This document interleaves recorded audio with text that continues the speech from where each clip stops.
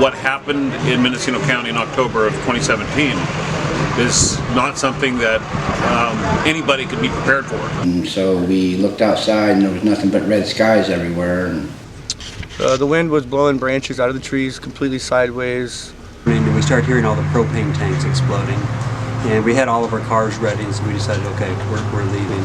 So. And it sounded like a war zone with fire, except you weren't getting shot at. And it was moving like an animal. The fire, the glow, it was coming towards me and to my left a little bit. I had some canopies up, and the wind had already knocked one down.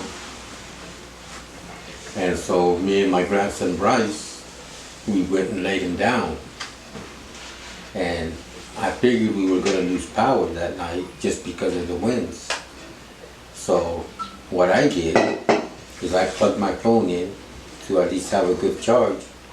But then I also got my flashlights ready because I knew we were going to lose power. That's what I did, just seeing what I've seen in the past. I've never seen winds like that in October.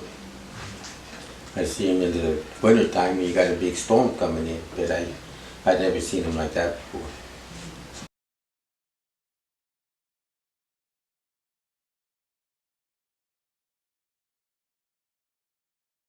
I was here at the market, and there's lots of fire trucks swarming around, and a lot of activity.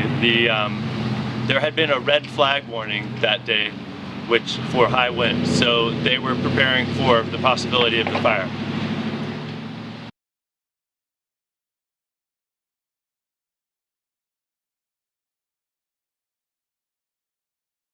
We were initially dispatched to assist Potter Valley Fire Department, where they were fighting a similar fire to what we had. It's still under investigation, so we're not 100% clear if it was the same fire or there were several starts, but we had 2 engines staffed down here to assist our neighboring agency when we heard over the radio the possibility of a fire in Redwood Valley. So when I responded with one of the battalion chiefs that lives locally from CAL FIRE. He arrived maybe a minute and a half, 2 minutes before I did, at the intersection of East, West, and Tomkai roads.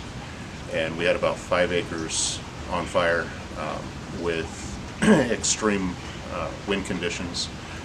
They're estimating now wind gusts close to 80 miles an hour. And because of the geography in that area, the fire was actually moving in all directions at about an equal speed, which was faster than I've ever seen. So from there, the fire jumped West Road, jumped Tomkai, and was cresting the hill over on the east side of the valley by Road J.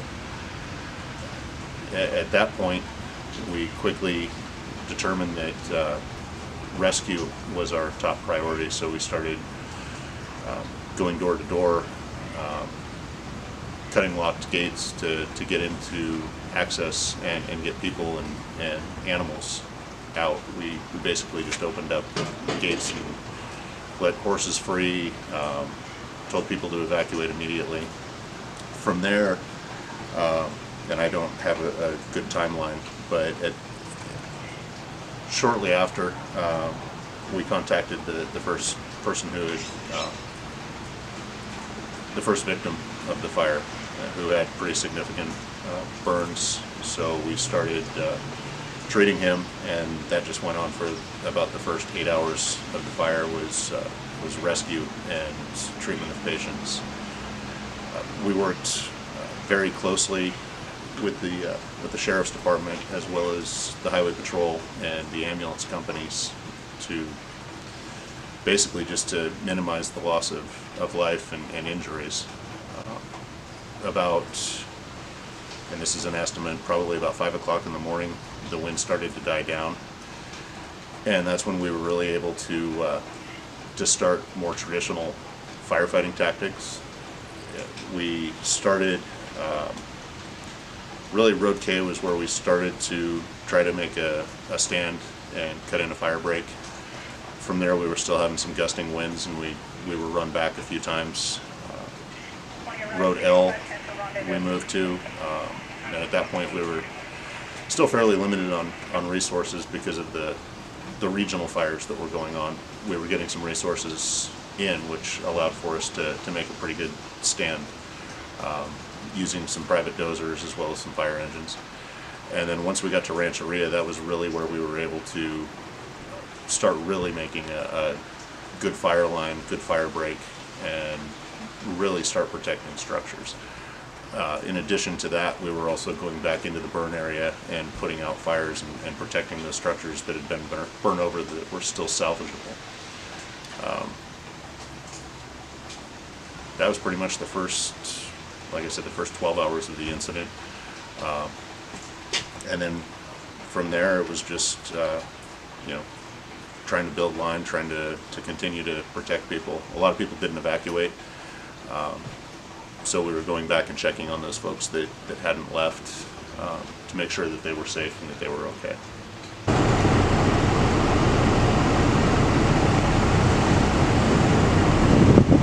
I live up on Tom Kai, top of Scenic, and the whole property burned. Luckily we stayed and saved the houses with the bulldozer and the hoses, and everything else burned in about an hour. It was moving so fast. We consider a fire front moving at about 3 miles an hour to be extremely dangerous. CAL FIRE has done some calculations, and they're actually looking at this fire moving upwards of 18 to 20 miles an hour, which doesn't sound very fast if you think about driving your car down the road, but nobody can outrun that. And on some of the roads in our valley, you can't even drive fast enough to get away from something like that. So it was hours of sheer terror. I've described it to people as that feeling you get when you're in a near-miss traffic accident and you have the adrenaline rush, you have the fight or flight syndrome kick in. So your heart starts to race, your respiratory rate increases, your eyes dilate. That usually lasts 30 seconds. For us, it was going for the first several days of the fire. We were in that fight or flight mode. Obviously, the fire tore through Fisher Lake Drive. There's nothing left there. The Fry Ranch, of course, is over here. And here's the old swimming hole.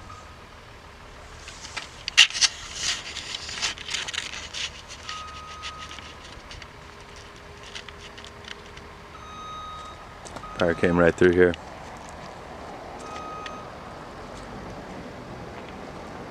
I was here in the house. They call this the big house. And my son Matthew really saved the house. I stayed here with a couple of my children because it seemed safe. And it was just careful observation. Part of the winery burned.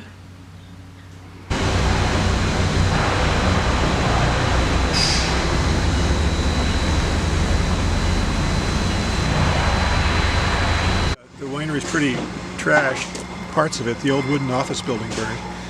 But then our crush pad was pretty good. It was, a heck of a mess, so we cleaned it up. And now we have a mobile bottling line doing some bottling here. I know I've been hearing a lot of people say it was like a war zone, but it almost was, not being able to get where you wanted to go and, like getting out to our family's property. That was really hard.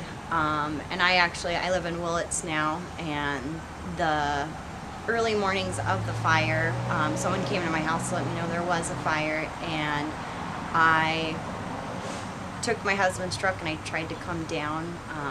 But of course, they wouldn't let me on the freeway to get to Redwood Valley, and that was really hard. I felt really helpless. During the evacuation, I ran into you, and you were able to give me a ride up and down through the police to the police so they could help communicate. That was nice seeing you. Yes.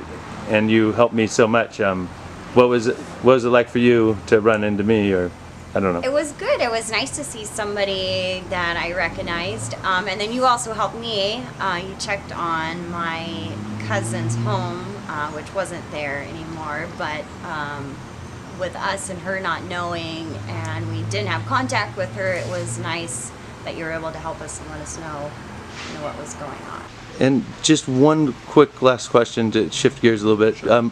How do you feel about the people that did stay behind? I understand why people would want to stay behind. This particular fire, I would say that folks are extremely lucky. The folks that stayed behind and weren't injured or worse. We don't take evacuations lightly. If we put out a mandatory evacuation, it's truly because of a life safety hazard. And I believe the sheriff feels the same way about that. So, like I said, I can understand from a personal level why people would want to do that, but from a safety level or a safety standpoint, I'm just glad more people weren't injured or killed in this fire. I don't know if that answers the question, but like I said, I understand why people would do it, but in this particular case, this was like nothing I've ever seen. It was an extraordinary event, so I'm just glad that those folks made it out. And you don't know what you're going to do in a situation like that until you're put into service to do that. And our deputy sheriffs did things that they've never trained for. They just did it because it was the right thing to do. And as sheriff, you really can't get any more prouder than that. I'm here to help clean up, get rid of the ash and debris, all the hazardous materials, metals, concrete. Fire compromises all the slabs and foundations, so when the government comes in to clean it up, they clean everything down to bare soil. So it makes it easier to rebuild because you don't have to do any cleanup. So you're working with the government? Yeah.